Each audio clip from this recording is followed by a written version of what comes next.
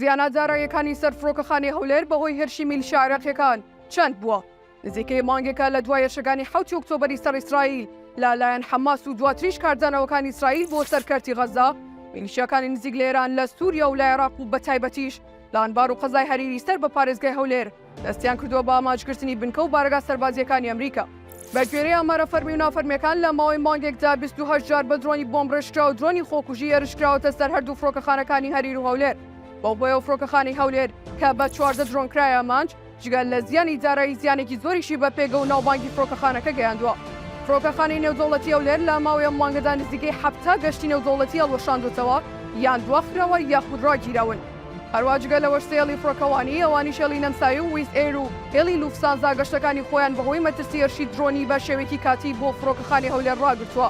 ئەوەش نیگەرانیەکانی حکوومەت هێرێم و کۆمەڵگەی نێودەوڵەتی لێکەوتەوە و بەگوێرەی زانیەرەکانی میدیاکانی باشووری کوردستان و عێراق، ئەنتۆنی بلینکن وەزیری دەرەوەی ئەمریکا لە کاتی سەردانیکردنی بۆ عێراق هۆشداری داوەتە عێراق و محەممەد شیع سوودانی لەباری هێرشەکان وەگەری بەردەوامبوونیان.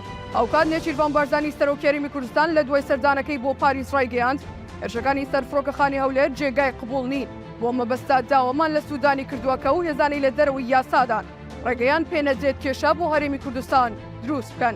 زیانە داراییەکانی سەر فڕۆکەخانەی هەولێر چەند بووە؟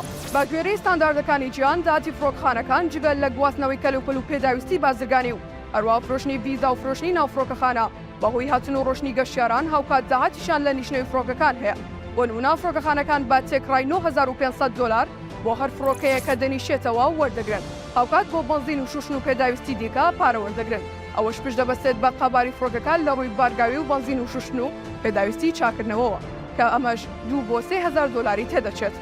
با گوێرەم داتایانە بێت فڕۆکەخانەی نێودەوڵەتی هەولێر لە ماوەی 20 ڕۆژدا 7 گەشتی هەڵوەشاندوتەوە و دواخراوە و هێڵەکان گەشتەکانیان ڕاگرتووە.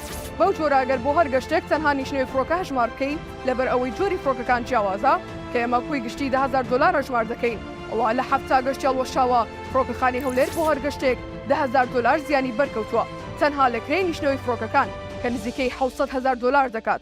ئەگەر کوی گشتی خەرجی سوتەمەنی و بارگاویکردن و سەرڤیسی فڕۆکەکان بۆ هەر یەکێکیان 1500 دلار هەژمار بکرێت دەکاتە 105000 دلار. هاوکات ئەگەر کوی خەرجی ئەو کەسانە هەژمار بکەین کە لە ڕێگەی فڕۆکەخانەکە هاتوچۆیان کردووە 7 گەشت چوون و هاتن بۆ هەر یەکێک 150 کەسی پێبوو بێت بۆ هەردوو سەر دەکاتە 20100 کەس.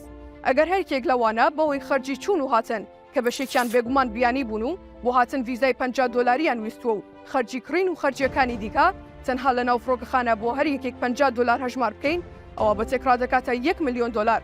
واتە تەنها لە ماوەی ئەو چەند ڕۆژەی مانگی ئۆکتۆبەردا بەهۆی گەشتەکان و هەڵوەشانەوەیان فڕۆکەخانەی هەولێر زیاتر لە 2 ملیۆن دلار و نیو زیانی دارایی بەرکەوتووە. ئەمە جگە لە هەڵوەشانەوەی گەشتە بازرگانیەکان ئەوە بە نزیکەی زیانەکانی فڕۆکەخانەی هەولێر لە ماوەی 25 ڕۆژدا دەگاتە سەر و 5 ملیۆن دلار. ئەمە سەرباری زیان گەیاندن بە ناوبانگی فڕۆکەخانەکە لە ڕووی ئەمن و ئاسایشەوە.